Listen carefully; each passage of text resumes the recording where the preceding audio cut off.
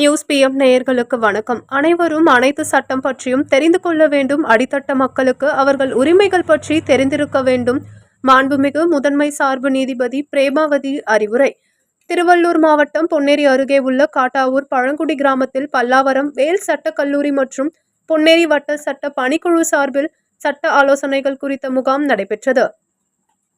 முகாமில் மாண்புமிகு பொன்னேரி முதன்மை சார்பு நீதிமன்ற நீதிபதி பிரேமாவதி சிறப்பு அழைப்பாளராக கலந்து கொண்டு சட்ட ஆலோசனைகளை வழங்கினார். பெண்களுக்கான உரிமைகள் சட்டங்கள், குழந்தைகளுக்கான உரிமைகள் சட்டங்கள், தகவல் அறியும் உரிமை சட்டம், பழங்குடி மற்றும் தலித் மக்களுக்கான இலவச சட்ட ஆலோசனை மையம் குறித்த தகவல்கள், எவ்வாறு சட்ட ரீதியான பிரச்சனைகளை அணுகுவது என்பது குறித்து விளக்கம் அளிக்கப்பட்டது. பின்னர் அப்பகுதி மக்களின் பிரச்சனைகள் அடங்கிய மனுக்களை மாண்புமிகு நீதிபதியிடம் பொதுமக்கள் வழங்கினர். அப்பிரச்சனைகள் குறித்து பரிசீலனை செய்யும் விதத்தில் முன்னாள் ஊராட்சி மன்ற தலைவர் உமாபதி மற்றும் ஊராட்சி செயலர் ராஜேஷ் கண்ணா ஆகியோரை அழைத்து புகாரின் பேரில் விசாரணை செய்தனர். பொதுமக்கள் அளித்த பிரச்சனைகள் குறித்த மனுக்களுக்கு அப்போதே தீர்வு காணும் விதத்தில் பொதுமக்கள் மத்தியில் விவரங்கள் வழங்கப்பட்டது. மேலும் மீதமுள்ள புகார்களுக்கு உடனடியாக தீர்வு காணப்படும் என்றும் மாண்புமிகு நீதிபதி முன் ஊராட்சி நிர்வாகிகள் உறுதியளித்தனர். இதனால் அங்கிருந்த பொதுமக்கள் பெரும் மகிழ்ச்சி அடைந்தனர். பின்னர் செய்தியாளர்களுக்கு அளித்த பேட்டியில் அனைவரும் அனைத்து சட்டம் பற்றியும் தெரிந்து கொள்ள வேண்டும். அடித்தட்ட மக்களுக்கு அவர்கள் உரிமைகள் பற்றி தெரிந்திருக்க வேண்டும் எனவும் பொதுமக்கள் அளித்த மனுக்களுக்கு விரைவில் தக்க தீர்வு காணப்படும் எனவும் நீதிபதி தெரிவித்தார். இந்த முகாமில் வட்ட சட்ட பணிக்குழு நிர்வாகிகள் வழக்கறிஞர் துளசிராமன், கோபி, சரவணன் மற்றும் பல்லாவரம் வேல் சட்டக்கல்லூரி மாணவ மாணவிகள், பொன்னேரி வட்ட சட்ட பணிக்குழு அலுவலர்கள், காட்டாவூர் கிராம பொதுமக்கள் இதில் கலந்து கொண்டனர். really appreciate the students of the Wales University. Next thing வந்து வரவேற்று இந்த மழலை குழந்தைங்களுக்கு வந்து உண்மையாக ரொம்ப ரொம்ப நெகிழ்ச்சியா இருந்தது. ஏன்னா ஒவ்வொரு நிகழ்ச்சிக்கு நான் போகும்போது இப்படி ஒரு வரவேற்பு இருக்குமா அப்படின்னு ஒரு பொக்கே கொடுப்பாங்க, ஒரு ஷார்ட் போடுவாங்க. பட் ஆனால் இது வந்து சின்ன குழந்தைங்களை சில்ட்ரன்ஸை வச்சு ஒரு நல்ல ஒரு வெல்கம் பண்ணது really it was looking good for me and எனக்கே ரொம்ப சந்தோஷமா இருந்தது. ரைட். அண்ட் நெக்ஸ்ட் வந்து இந்த ப்ரோக்ராம் நல்லா அரேஞ்ச் பண்ண ஊர் தலைவர் அவருக்கு ரொம்ப நன்றி சொல்லுவோம். காரணம் இவ்வளோ நேரம் உட்கார பெரிய விஷயம் தான். ஏன்னா எல்லாரும் வேலை இருந்துகிட்டே இருக்கும். ஸோ அதனால ஒரு இடத்துல உட்கார வைக்கிறது வந்து நமக்கு கொஞ்சம் சாத்தியப்படாது. இருந்தாலுமே அவங்க எல்லாம் கொஞ்சம் பார்த்து ஒரு ஒருங்கிணைச்சு இந்த ப்ரோக்ராம் நடத்துறதுக்கு முதல்ல ஃபர்ஸ்ட் அவருக்கு தான் நன்றி சொல்லணும்.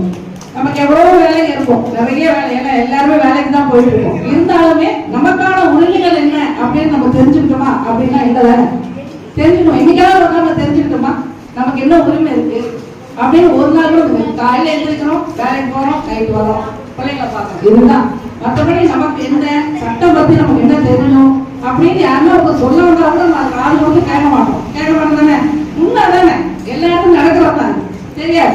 ஒரு நாடகம் பார்ப்போம், நம்ம ஒரு சினிமா பார்ப்போம், ஆனா சட்டத்தை பத்தி நம்ம சொல்ல வந்தா யாரும் அது காது விட்டு கேட்க மாட்டாங்க. காரணம் என்னன்னா காலங்காலமா நீதித்துறை, அதாவது நீ கோர்ட்டுக்கு போன 10 வருஷம் ஆகும், 5 வருஷம் ஆகும், எதுக்கு வேஸ்டா கோர்ட்டுக்கெல்லாம் போகணும் அப்படின்னு எல்லாம் நினைச்சிட்டு அந்த ஒரு இதுல இருக்கும். அதெல்லாம் இல்லை. இப்ப எல்லாம் காலெல்லாம் மாறிடுச்சு. உடனே தீர்வு, தண்டனை எல்லாம் உடனே கொடுக்கப்படுது. இப்போ சட்டம் எல்லாமே வந்து ரொம்ப சிம்பிளிஃபை பண்ணி சீக்கிரமா கேஸ முடிக்கிறதுக்காகவே நிறைய வந்து அமெண்ட்மெண்ட்ஸ் எல்லாம் போட்டு வந்தாங்க நம்மளோட ஆக்ட்ல. அப்படி இருக்கும்போது முதல்ல நான் வந்து இங்க கம்யூனிட்டி ரேஞ்சா நான் பேச வரல. எனக்கு அது வேண்டவே வேண்டாம். எனக்கு எல்லாருமே வந்து பொதுதான். என்னை பொறுத்தவரைக்கும் ஒரு நீதிபதியா இருக்கேன் நான். இருந்தாலும் ஏன்னா என்னை பொறுத்த வரைக்கும் எல்லா மக்களுக்குமே சட்டம் போய் சேரணும்ன்றதுதான் என்னோட விருப்பமும் கூட. அதனால ஒரு கம்யூனிட்டி ரேஞ்சா இங்க பேசினா அது நல்லா இருக்காது. என்னை பொறுத்த வரைக்கும் இந்த ப்ரோக்ராம் வந்து அதுக்காக அரேஞ்ச் பண்ணிருந்தாலும் நான் வந்து பொதுப்படையாக தான் நான் வந்து பேச போறேன்.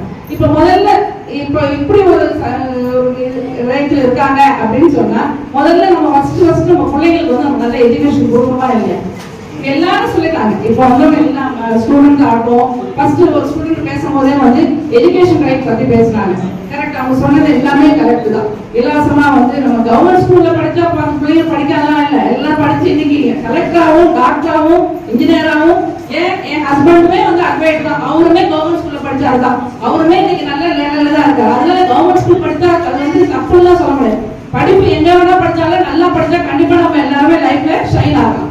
ஸோ முதல்ல ஃபர்ஸ்ட் முக்கியத்துவம் எது அப்படின்னா பிள்ளைகளுக்கான நல்ல எஜுகேஷன். ஒரு கல்வி தான் நம்ம பிள்ளைங்களுக்கு எந்த அளவுக்கு நம்ம சொத்து சேர்க்க மாட்டோம். சொத்து எவ்வளவு இருந்தாலுமே என்ன படிச்சிருக்கேன்னு கேட்கறாங்களா இல்லையா? இல்ல நான் ஒரு இன்ஜினியரிங் படிச்சிருக்கேன், என் பையன் ஒரு இன்ஜினியரிங் படிச்சிருக்கான், என் பையன் ஒரு ஐடி கம்பெனில வேலை செய்யறானா, அப்போ நமக்கு பேரண்ட்ஸ்க்கு எந்த அளவுக்கு நமக்கு சந்தோஷமா இருக்கும். பாருப்பா அந்த அம்மாவோட பையன் வந்து இன்ஜினியரிங் படிச்சிருக்கானா, ஐடில ஃபாரின்ல வேலை செய்யறானா, அப்படின்ற போது அது ஒரு வகையில ஒரு சந்தோஷம். அப்ப பேசிக் திங் எது அப்படின்னா நம்ம வந்து எஜுகேஷன் தான். நம்ம படிக்கலாம் கூட. என்னை பொறுத்த வரைக்கும் பழைய காலத்துல பாத்தீங்கன்னா அந்த காலத்துல அப்பா அம்மா படிச்சிருக்க மாட்டாங்க, கொஞ்சம் ஏழ்மையா இருப்பாங்க. ஆனா அவங்க பிள்ளைங்க அவ்வளவு கஷ்டப்பட்டு படிக்க வச்சிருப்பாங்க.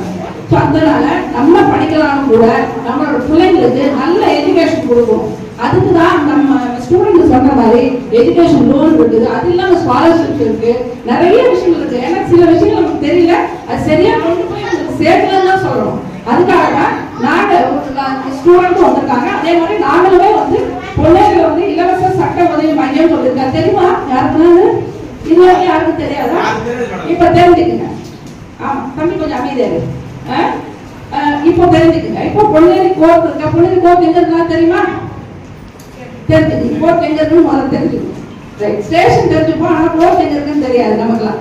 ஸோ அதனால அதுல அந்த கோர்ட்ல இலவச சட்ட உதவி மையம் சொல்லியிருக்கு. அதுல வந்து நான் தான் தலைவரா இருக்கேன். அப்ப எந்த மாதிரி பிரச்சனைகள் உங்களுக்கு என்ன வந்தாலுமே அங்க நீங்க மனு கொடுத்தீங்கன்னா அதுல வந்து நாங்க 2 பார்ட்டி கூப்பிட்டு வச்சு பேசுறதுல அட்வொகேட்ஸ், நாங்க legal aid advocates Thulasiraman sir, Gopi, அந்த மாதிரி ஒரு 13 பேர் அங்க இருக்காங்க. அவங்க நமக்கு என்ன பிரச்சனை இருந்தாலும் அதை பேசி நிவர்த்தி பண்ண கண்டிப்பா அது நடக்குது. சும்மா பென்ஷன் வாங்கிட்டு அப்படியே வச்சுட்டு பெண்டிங்கா வச்சுக்கிற ஆளு நான் கிடையாது. கூப்பிட்டு வச்சு கேட்டுட்டு என்ன எதுன்னு சொல்லி முதல்ல நடவடிக்கை எடுங்க அப்படின்னு சொல்லி என் ஸ்டாஃப் இருக்காரு, அவங்ககிட்ட சொல்லுவோம். ஸோ நமக்கு எந்த பிரச்சனையும் ஆகும். இப்போ ஒவ்வொரு முறையும் பாத்தீங்கன்னா நமக்கு முக்கியமா வந்து நம்ம பாதிக்கப்படுறது எதுனா போலீஸ் ஸ்டேஷன் தான். எடுத்த உடனே யாரும் கிடைக்கலன்னா உடனே நம்மளை புடிச்சு போயிட்டு ஏதாவது பண்ணிட்டு இருப்பாங்க. அப்ப அதுக்கு நம்ம என்ன பண்ணணும்னா, நீங்க சப்போஸ் அந்த மாதிரி போலீஸால பாதிக்கப்பட்டிருக்கீங்க அப்படின்னு சொன்னா நீங்க வந்து தாராளமா வந்து லீகல் எய்ட் இங்க பொன்னேரி லீகல் எய்ட் இருக்கு, அங்க தாராளமா மனு கொடுக்கணும். உங்களுக்கு எந்த பிரச்சனை இருந்தாலுமே நீங்க மனு கொடுக்கணும். அதே மாதிரி பெண்களுக்கு சம்பந்தப்பட்ட உரிமைகள்லாம் என்ன அப்படின்னு தெரிஞ்சுக்கிட்டீங்களா? இல்ல, பெண்களுக்கு என்னென்ன உரிமைகள் இருக்கு, சொத்துல உரிமை இருக்கு அப்படின்னு தெரியுமா? இப்ப ரீசெண்டா ஒரு 2005ல அமெண்ட்மெண்ட் வந்தது. அதுல சொத்துல பெண்களுக்கு மூதாதையர் சொத்துல உரிமை உண்டு அப்படின்னு சொல்லியிருக்காங்க. அப்போ இனிமேல் நீங்க உங்க தாத்தா பாட்டி சொத்துல உங்க அண்ணன் இவங்க கல்யாணம் பண்ணிட்டாரு, உங்களுக்கு சொத்துல பங்கு தரல அப்படின்னு சொல்ல நீங்க கேட்கறதுக்கு உங்களுக்கு ரைட்ஸ் இருக்கு. இப்போ நீங்க தாராளமா கேஸ் போடலாம்.